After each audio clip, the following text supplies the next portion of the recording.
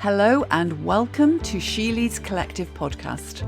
I'm Mary Gregory and I'm so glad you're here.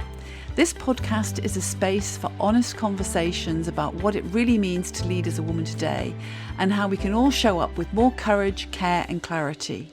You'll hear from inspiring women, powerful allies and bold truth tellers who are changing the game, not by playing tougher, but by leading smarter, softer and stronger. Hello and welcome to this week's episode of the She Leads Collective podcast. What if we're waiting far too long to teach confidence, money and leadership? And by the time we do, the beliefs have already set in. When we talk about gender equity, leadership and opportunity, we often focus on the workplace. But it's well known that our beliefs are shaped earlier, which includes our foundations of confidence, financial capability and ambition all being formed long before we step into our first job. Well, my guest today is someone who is working right at that starting point. I'm really delighted to be joined by Jayne Brewer, CEO of To Be Enterprising, an organisation bringing enterprise and employability education into primary schools across the UK and also increasingly internationally. Jayne is passionate about helping young people build the skills, mindset and financial awareness they need to navigate their futures. She's also a committed ally to women, supporting female entrepreneurs and leaders through investment networks and is a founding member of Women's Angels in Wales, working to demystify business and finance so more women can step into opportunity with confidence.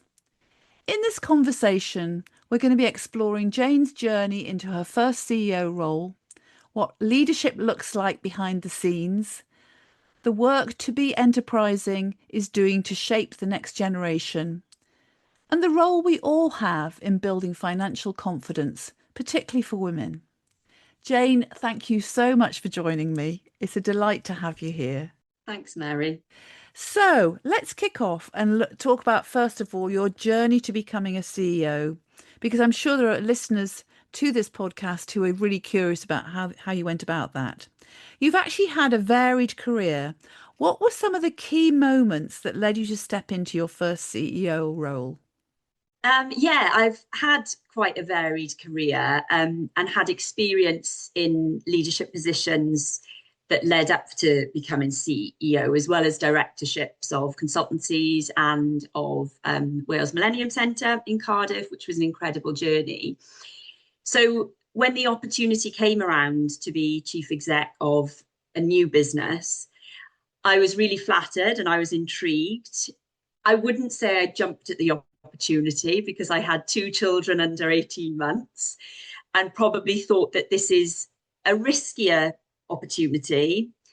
So it wasn't something that I could make a really quick decision on. It took a lot of thought because it was a brand new business. But I absolutely fell in love with the cause, and that's what led me to accept the role. And also that, life is short and I didn't want to regret not taking the opportunity. And what was it about the cause that you fell in love with? I love the concept of teaching young children about enterprise from a very early age. When their inhibitions don't prevent them from asking silly questions or making crazy suggestions, and really letting their imagination run wild, because that's where the best ideas come from. And I wish I'd known about running my own business or being entrepreneurial from a much earlier age. And many of the businesses that attend our workshop sessions and teachers that see it in action always say, I wish we had this earlier. So it's needed and it's very much appreciated. And I've seen that more and more every single year as this business develops. So yeah, it was very appealing to me. So you're clearly really passionate about young people and financial awareness. Where do you think that comes from for you? I guess I went on a very traditional career path myself, an educational path from GCSEs to A-levels to university, so a degree, then a master's, and then into the workplace. And I saw many varieties of success within that throughout my friendship groups. And I want to ensure that children feel like they've got lots of different opportunities. and that university isn't the only way to be successful, that there are several different exciting routes, and that gives greater opportunities to learn practically without getting into debt. I think that's a big issue associated with university these days. And I think that the more financially confident someone is, the better decisions they'll make. And as a parent to a 6 and 7-year-old, I realize how much they learn, how much they absorb, and how much they repeat at this age. They do say financial habits are formed by the age of 7. So it's vital that we're exposing them to the best habits and opportunities as soon as possible to make those informed decisions. Is university the right way, or actually going out into the workplace, building up some capital, learning on the job, apprenticeships, etc., is just trying to blow that wide open. Yes, it's really opening up options for people, and from a young age, educating people that they've got choices. Absolutely. And I think often it's not just the children that we need to support. And I had a wonderful role in Gower College where I worked with employers, but often we would notice that it was parents we needed to convince that apprenticeships were a good idea, not necessarily the children, because there's so many preconceived ideas about what apprenticeships were traditionally. And we're very influenced by our parents. So either you've got somebody pushy and they're driving to get you to university and not necessarily informed, or they don't have role models at all, so don't understand what's available. So we have to try and be sort of that, the open eyes to young people to make sure that they understand and they're getting the best advice. Great. It sounds really positive on all counts, actually. Whatever your background, this is something that's going to be really helpful for you. Yeah, absolutely. Well, we love it. And I'm working with an amazing team. We get to go into loads of different schools. We get to experience a real variety of learning abilities, qualities in the education space. And it's fascinating. And we meet some amazing children that I know are going to be the next little, bright sparks and entrepreneurs. And yeah, it's exciting. Very good. Well, let's move more into thinking about your job and your role as CEO and the reality of what that's like for you. What has actually surprised you about being a CEO? How lonely it is. I think many people would agree with that. I've always had a great board. I'm surrounded by an amazing family, very supportive family, which it wouldn't have been possible for me to take on a role like this with 2 young children. So, and I understand that influences a lot of people's decisions. So they're super supportive, but in the role itself, you often feel quite isolated.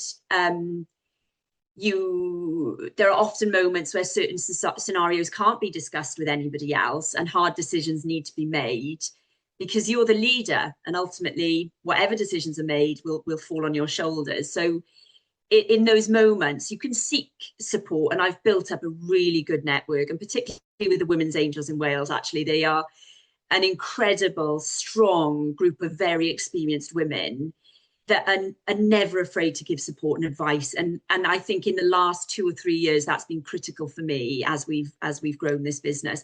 But you can't be afraid to ask.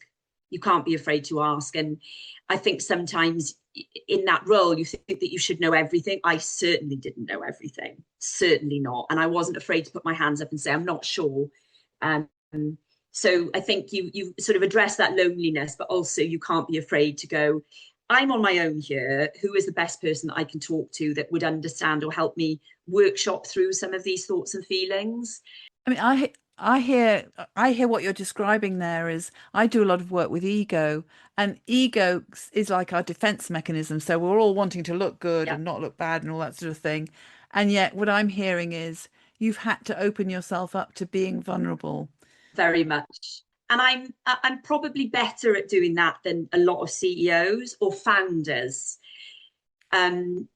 because this is my baby. This is what I feel hugely passionate about, and what I should know the most about. But that doesn't necessarily make you the best CEO. And I think a lot of founders need to acknowledge that as well. is when they do need to take a step back and allow somebody to be the financial controller or be the operational manager or play to their strengths. But in that moment where you're building up a team, you know, it gets easier because, right, I've recruited somebody there so I can offload something. I've recruited somebody there so I can offload that. So you slowly chip away at the bits that you perhaps know that you're not good at. And it was only 9 months ago, actually, that I appointed a chief operating officer. And that has been a game changer for me, a real game changer from a sharing perspective, from a actually carving out the time for me to do the things that I'm really good at. And there's not many of them, Mary, but I know what I'm good at and I need to stick to that. So it's so playing to your strengths is important. And sometimes at the start of that journey, you can't afford to play to your strengths. You have to be all things to all people. And that's what's difficult as well, is that when you're recruiting and you're recruiting into a very, you know, we've got educational establishments and teachers and children, and then businesses who want to get something from the relationship that you're providing them. So we work with a number of, and I love my team. They're incredible. But everybody needs different things. So it's trying to make sure that your leadership style and your motivational style, I don't always get it right. My team know that. But it's trying to make sure that it fits that person. And I think when you're a small team, it's very visible how you're treating everyone. I think when you get higher and higher up with multiple layers, it becomes a lot easier to be managing a certain level.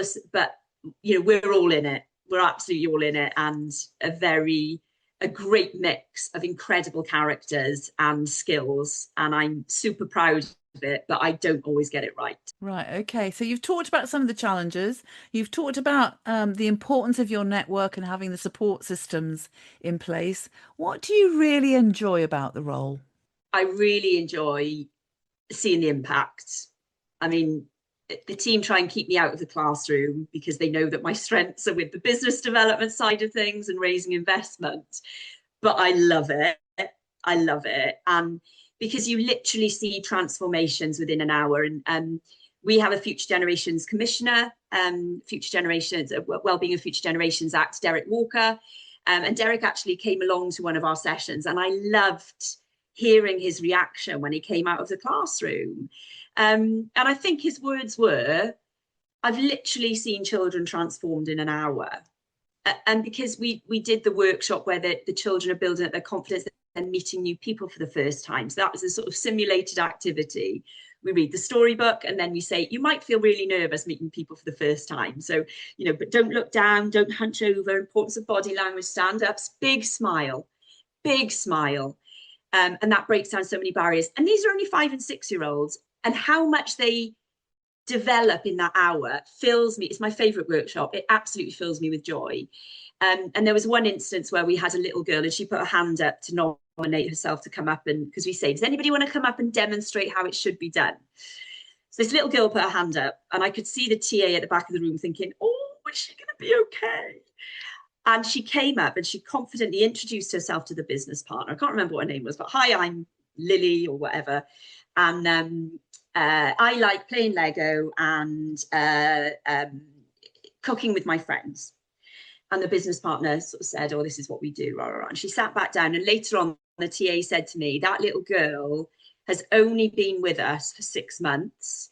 She moved here from Afghanistan, didn't speak a word of English when she got here 6 months ago. So to see her get up and introduce, I mean, I get full, you know. And I'm getting goosebumps listening to this. I know. And I just couldn't believe it. You would never have thought. And then there's other children that put their hands up and then they bring it back down again. And no, I'm too nervous. But by the end of the session, they're like, no, I want to do it. I want to do it. And it is just transformational. And so many of our business partners say, I wish we'd had this. He said, can you come and do this with my team back in the office? Because they need that. It's such a basic skill, Mary, such a basic skill that a lot of us take for granted. You and I met on the metros at the Underground, didn't we? But we had that comment, oh, you've been to that event. This would never have happened if we didn't have that ability to introduce ourselves. And I would have missed this wonderful opportunity to meet somebody like you. And I want my children to have that opportunity. I want those children to have the opportunity. So that's really why I love it. It's the change in the classroom in children at such a young age. And as I said, when I joined this business, I had an 18-month-old and a 6-month-old. Pretty stupid time to join a startup, admittedly. I didn't know what they'd be capable of at 5 and 6. So it's only as they've grown up that I'm like, this is what we're working with. This is, and my children go to Welsh language school. We don't speak Welsh in the house, so it's a bit of a risk. To see how they communicate in a totally different language, just, it blows my mind. And I'm so proud of what we've achieved with over 70,000 young people in the last, it's just over 4 years now, 70,000 young people we have met. Gosh, that's a huge impact, Jayne. That's incredible. Yeah. And it sounds absolutely magical.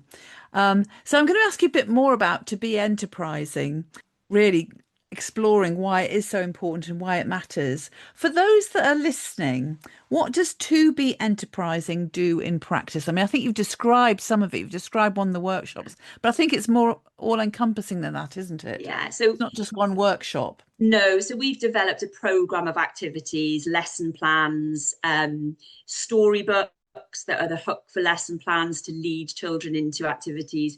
We've got presentations and activity sheets. So all of those are available on a portal that the school has a login for. So they can access for years 1 to 6, so ages 5 to 11, they can access resources that they can download and teach in the classroom. So we're trying to make it as easy as possible for teachers who are very time poor and need to develop things really quickly, creatively. So we've got all of these activities for teachers to use. But we also physically go into every school 3 times a year with my education team. And that gives us the opportunity to also take in a supporting business partner. So every school has a business partner that pays for the resources and comes along to the workshop sessions if they'd like to. So we have representatives from EY, from Silverstone Racing Circuit, from Principality Building Society to National Grid. So a range of employers will come out with us to sort of help contextualize the learning. So we go out and we deliver 3 workshops a year. They're about an hour each, but it gives us that opportunity to get it into the classroom, get the teachers talking about, this is how we deliver enterprise and employability. And this is how you can make sure it's driven through every single lesson that you deliver. So it's leadership, problem solving, communication. You're doing it every day. But how do the children recognize what those skills are, what good looks like, and how important they'll be in the future? So that's essentially the program. It's an annual program, so we work with years 1 and 2, and then the business partner will renew, and we work with the next year group. So it's a rolling program, and we're delivering that. We delivered that to over 400 schools across the UK, and now we're talking to schools in the UAE and the USA about how we sort of get that over in those schools as well. So some of them will follow the British curriculum, so it fits really nicely. But there are other schools that literally want to drive enterprise and go beyond Enterprise Week and do something a little bit more fun to what I really like is the collaboration with business. So employers are sponsoring these resources and also being present in the classroom as well. So it's not like they're doing it and being invisible. They're actually present in the classroom when certain activities are going on. It sounds incredibly proactive. And I think those, the children get the opportunity to ask questions like, what does it like? What do you do in the financial services sector? What does a building society do? What do you do at Silverstone Racing Circuit? And actually the lady that comes along from Silverstone, Lauren, she's brilliant, and she sits in the education team. So her role is to make sure that every single member of staff are absolutely familiar with the health and safety procedures. You can imagine an environment like that. They have a lot of volunteers on race days, and her job is to make sure that the races go ahead, the events go ahead with a team of people that are expert and clued up and skilled up to deliver the best possible experience. You might never see them, you might never see those skills, but it's wonderful. And we're actually taking the kids to the circuit and to the museum for the next workshop. So we'll do the workshop in the museum, Silverstone Museum. So that's going to be really good fun. Oh, I love the way it's so expansive, actually. Yeah, so sometimes we get really carried away, which is great. which is great. And they're, Silverstone, it's really close to the school that they support. So, they're facilitating the bus for the children, and they've really taken it on. So there's lots of employers that do that. They have merch printed, water bottles and kit bags, and there's no expectation to do that. But once they're in that classroom, you're swept away by the energy, and Well, it just sounds it's so wonderful. inspiring. I mean, Yeah, and it's that wonderful. gentleman that observed, I'm seeing this child transform in front of my eyes. It just sounds like that's what's going on. It's incredibly Yeah, inspiring. it's great. It's great. Why do you feel it is so important to build enterprise and financial awareness at this level and not leave it till later? Because these are very young children. It is, but it's been, it's been lobbied to be a key part of the curriculum, which is fantastic. It's absolutely brilliant. So yes, teachers are mandated to teach it, and hopefully being well supported in that, so that those lesson plans, etc., will be available to them, because sometimes it's the teachers can be unfamiliar. And I was talking to somebody earlier that I sat in a room yesterday with a load of other business professionals, and sort of my age and above. So we weren't all youngsters in the room, and we were talking about pensions, and a lot of us sort of looked around the room like, I don't really know how many I've got or where they are, or I really need to get a handle on that. So there's a lot of uncertainty around certain elements of financial security that even at 45, 46, we're not up with. So I feel like it's so important. And as I said earlier, financial behaviors are formed, sort of by age 7. And we see this in our children. I've got one child that as soon as money goes in his hand, he will spend it. It will disappear before his very eyes. And the other child will save it. I'm going to put that in my piggy bank.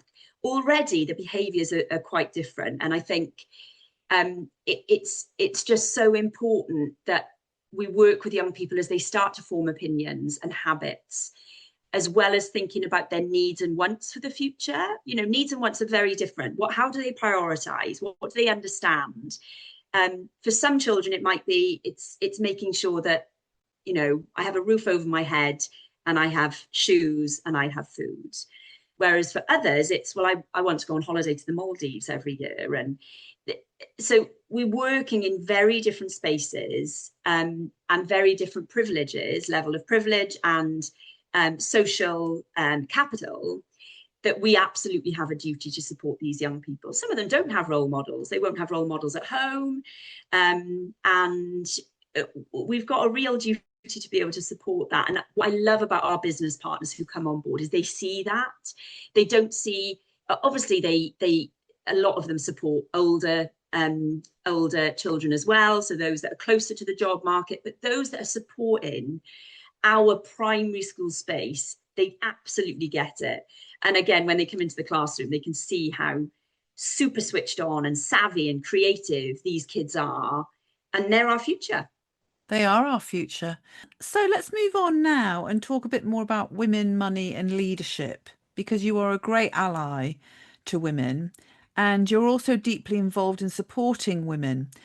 What are you noticing about women's relationship with money and investment? I'd say many of us are not as big risk takers as others, so we carefully consider what we're doing. I think, again, it's that financial security that I think we need to focus on individually, because we never know what's going to happen. Could it be that we're the only earner in the house, we're bringing up a family? So from that perspective, I feel it's super empowering. And I don't know whether you watched recently A Woman of Substance. I think it's an old novel, isn't it? But it is wonderful. And I literally and it was a really interesting program. I felt empowered as I was watching. Like, this woman is doing it for herself, and she has goals, and she's driven, and she doesn't want to be reliant on anybody else. And that is very empowering for a woman. That very empowering, and it's security, it's safety. So I think that our relationship I think we have a lot more control. You know, there are women in higher powered positions than there were perhaps when my mum was in work, and sort of role models years and years and years ago. So we do have that opportunity. We are seeing women at the top earning a lot of money, and that's, well, why shouldn't it be like that? But I think as a collective, the Women's Angels of Wales, we're always very interested in each deal being presented, and we're very happy to give feedback and support that female founder.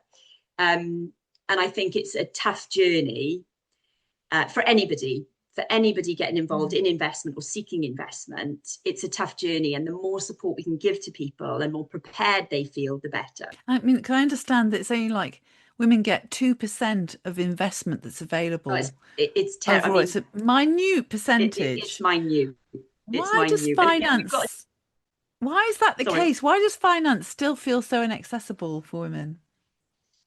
I don't know.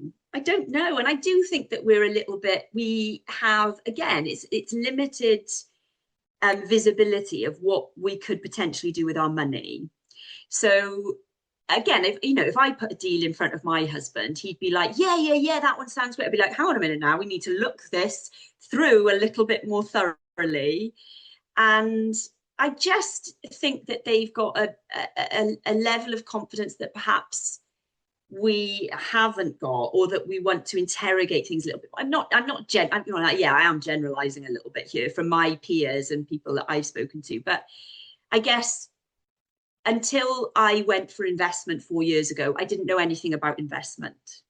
So I would never have considered making an investment. I've made 2 since that time. I've made 2 investments in female founded businesses, which I love. I love the fact that I've got the ability to do that and contribute, and that I'm in charge of where my money has gone, and that it could be potentially so supportive for another female founder. Traditionally, I've been very much get a house. Property is your capital. Property is your security. And unless we familiarize ourselves with a range of different options, then we've got limited flexibility to do what we want to in the future. So I'm really keen to try and get young women to come along to the Women's Angels of Wales, just to experience it, just to witness it and get familiar with the terminology. Because they might be a female founder one day, and they might need to go into that boardroom and absolutely kick ass to secure funding. Or they might be in a fortunate position where they have inheritance, or they earn a lot of money and they've got the possibility of making a real change.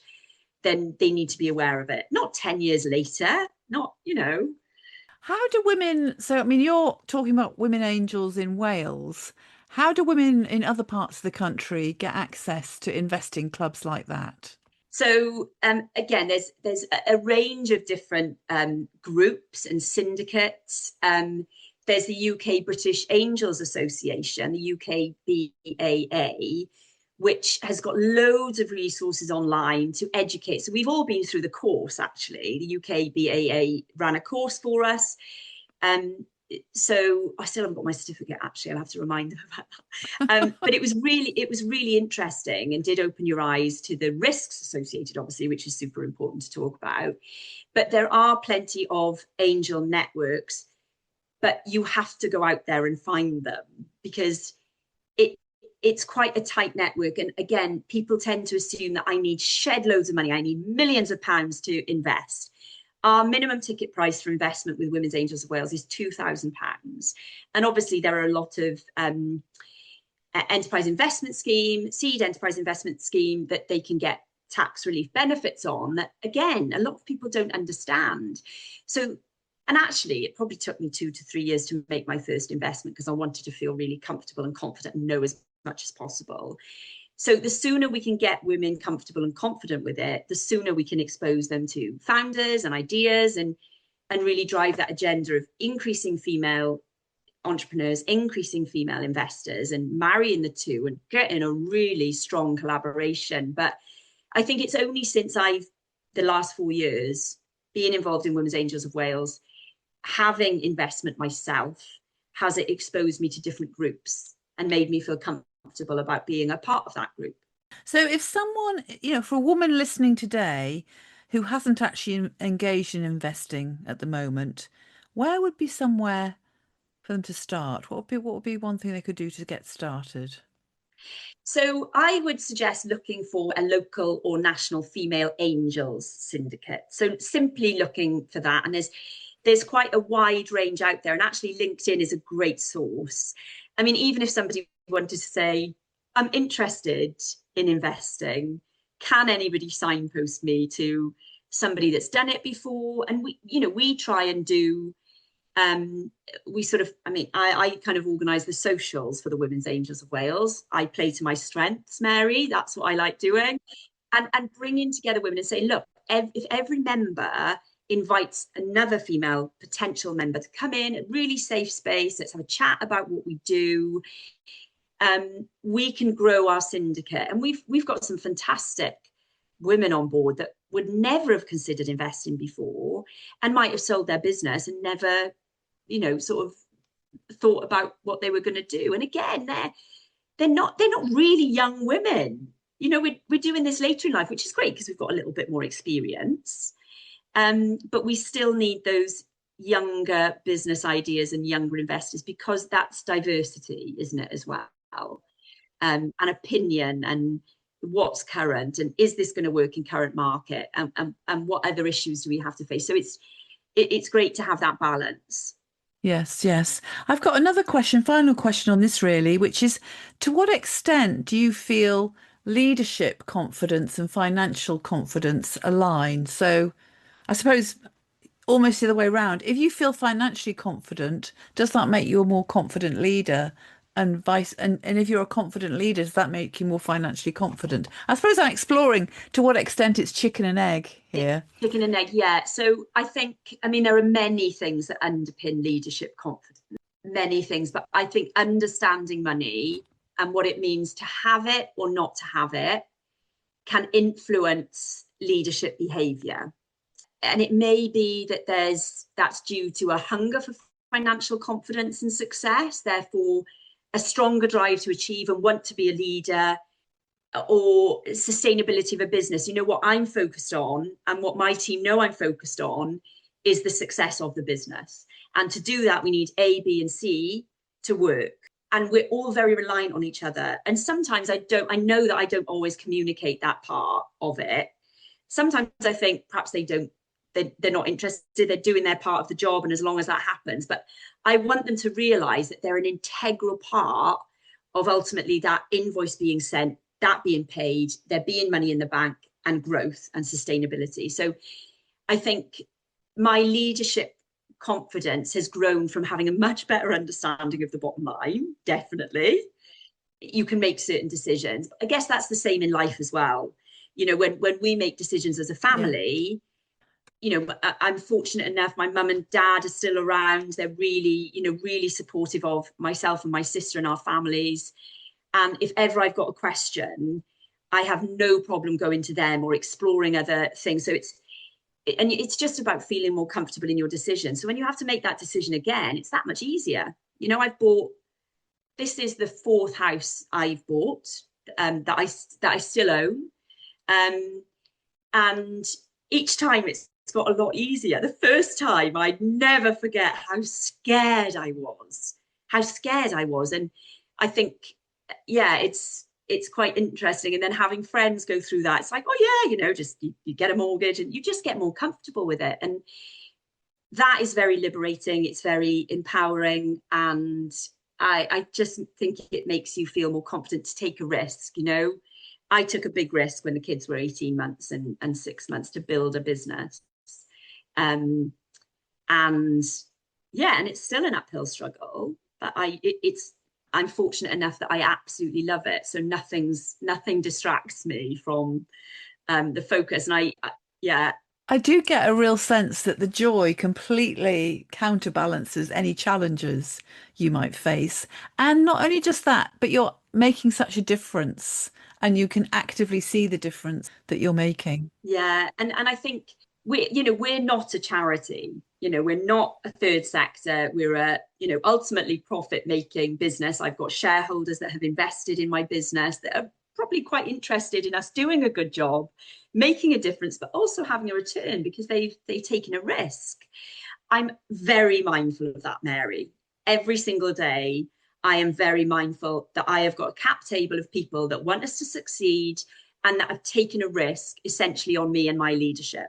So that never, and I think I'd probably feel different in future businesses because I built up that confidence and that understanding of where you sit.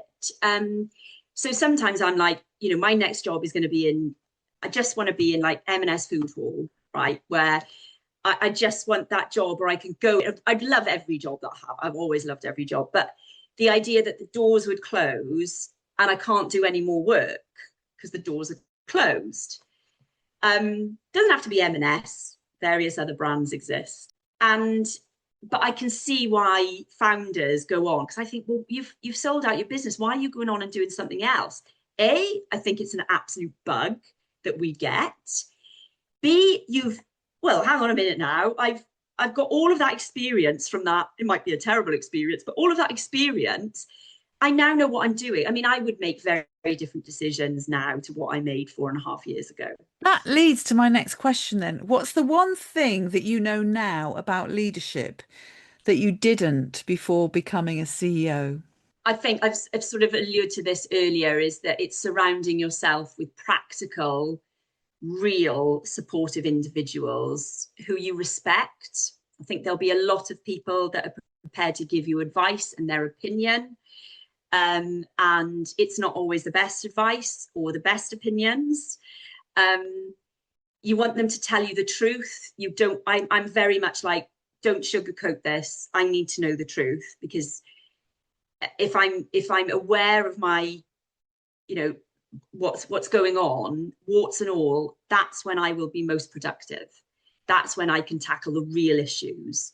So yeah, it's about them being honest, but also balancing that with being your absolute biggest cheerleader, because there will be those lonely moments. And I know that there's people that I can text or call, and they just only have to say a couple of things and everything's okay. And it's from people that you respect. And there's quite a few of them in Women's Angels of Wales that I just look up to and think, yeah, that I would love more time with you. Can I sit next to you and absorb some of your wonderfulness? We need those people to be more accessible as well. They are accessible, but for young women to think, oh, actually, I want to go and speak to that person, and I want to. I think it's also just getting on with it. I think you can get to the point sometimes where you hear so many different opinions that you can turn yourself inside out. And a lot of the time you have to go with your gut. And I think that's what we're particularly good at as women. Yeah, very good. So what's one piece of advice you would give to the women who are listening to this podcast today? Never be afraid to ask a question or reach out or introduce yourself. I mean, hopefully, Mary, that we'll go on and have a great friendship in the future. And I'm so glad that I made that effort to speak to you, and look at what's come from it, and that I could give so many different examples of that, where I've gone out of my comfort zone and thought, no, I need to put myself in a position now where I can speak to that person and get some advice. And, and if it's not them, then I'm always really willing to signpost. It's like, I don't know everything, but I know somebody that will be absolutely the right person here. And because people have done that with me as well. I took a trip to the Middle East recently, and somebody said to me, my friend's out there, and I really think that you'll get on. And we had a coffee, and it was just literally, I'd never have met him in the UK, and we hooked up in Dubai for a coffee. And did I have to meet him? Was it an effort to meet him? Yeah, absolutely. It was 100% worth it. 100% worth. I mean, I probably got a lot more out of it than he did. Oh, I'm sure that's not the case. So yeah, don't be afraid. Don't be afraid to ask. And I've met some people that I thought I really admired and I've been disappointed by, and then others that I thought, wow, you have literally surpassed all expectation. and yeah, just want to be friends. So I just want to acknowledge you, Jayne, because you've just shared so much wisdom, some really good tips, some really good advice coming out in spades, but it's also your overall presence because you are so Oh, thanks, inspiring, Mary. and I can absolutely see why you get on with people and why you're good at developing the business because you're such an engaging person and a great leader from Thank you, that Mary. That's perspective. great. It's taken a while to get here. Well, we're all on our own journey, although, people Yeah, don't I like that know. word anymore, but I think it's a very pertinent description of we're all a work in progress, Absolutely, aren't we? absolutely. Total work in progress. I mean, I don't tell my husband that. I tell him I'm the finished, perfect article. But he sort of frowns at me when I say that. But yeah, and I can always rely on the kids for that reality check. I bought one of those the red light therapy Oh, yes. masks, and I had it on one night, and my little 5-year-old said, "Mummy, what's that for?" And I said, "Oh, it's going to make Mummy look younger." And then I literally hopped into bed with him in the morning, and he looks at me, wakes up, and he looks at me and he goes, "You don't look any younger." Out of the mouth of I was like, babes. I thought, give it a bit of time, Max. This is early days, work in progress, darling. So yeah, you can always Fantastic. rely on them for the reality check. So But I also want to acknowledge what you've talked about today. It's so important that our children are educated young in how to be confident with their finances and also yeah, employability skills. Really, yeah, really important absolutely. work that you're doing, as well as being a very inspiring leader yourself. So thank you Thank you, so Mary. much for joining me. Thanks, Mary. Great to see you again. Thank you so much for listening to the She Leads Collective podcast. If this episode resonated with you, follow the show or share it with a friend and leave a quick review below. Or leave us a comment. Change happens through conversation, so let's keep this one going. Listen out for the next episode and join me as we keep lifting the lid on the stories that matter. Take care and keep leading with heart.